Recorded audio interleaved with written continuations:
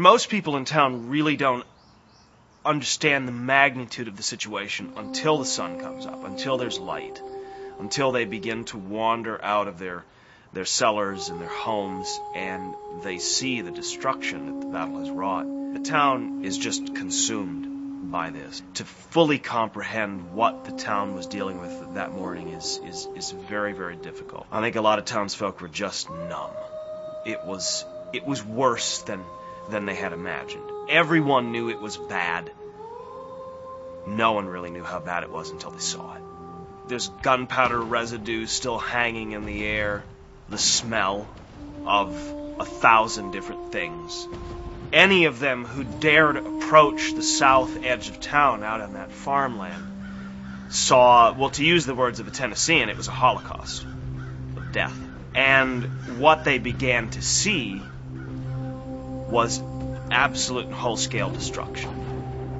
December 1st, 1864 is a day that certainly anyone who lived in this town never forgot, because late the prior afternoon and throughout the night, the Battle of Franklin is raging, and the end result are nearly 10,000 men killed, wounded, taken prisoner. And not just human bodies, although they in places are 4 and 5 and 6 deep. Bodies literally ripped asunder. These people found their very lives violated on every possible level. It begins to sink in that this is really happening. Hundreds and hundreds and hundreds of animals, horses and mules, strewn across the field. Some of them are still alive, wailing and crying. The wounded are crawling across the ground. You have men missing arms and legs, and half their faces are blown off. And you have this town of about 750 people that's beginning to come to grips with this is in their backyard. This has consumed the entire south side of town. And all they could do, you can't help the dead. There's nothing that can be done. The Southern Army has already begun the process of burying the dead as hastily as they can. You begin looking for the men you can help. And I think you keep working. And you just put your head down and you keep working. And there are close to 7,000 wounded soldiers. 10 men to every person who lived in the community. The entire town becomes a hospital within a matter of 24 to 48 hours. Every house, every barn, every stable, every shed, every church, everything. The Union wounded are taken to the Episcopal and the Presbyterian churches for the most part. The thousands of Confederate wounded occupy every building in town. The town countryside, few families like the McGavocks, the Carters, the Merrills, their homes are taken. Everything becomes a hospital.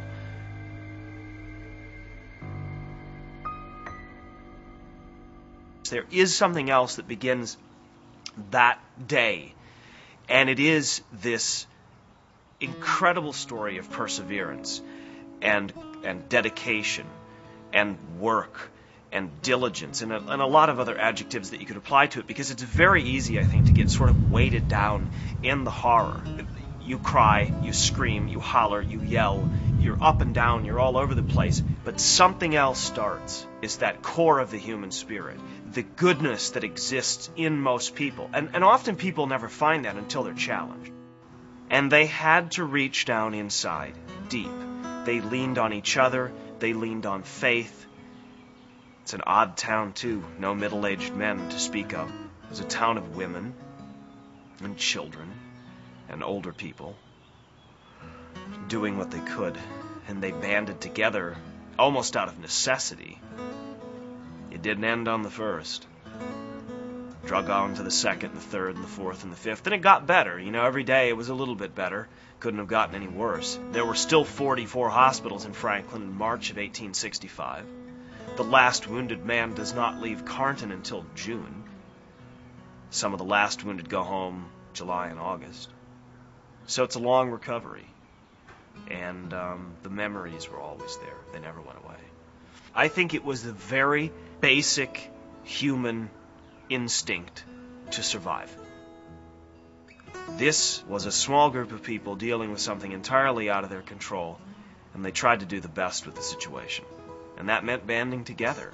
It meant working long hours with no pay and very few thanks, except a soldier far from home who could probably, by looking at you or saying a few words, repay you in ways that, money could never equal.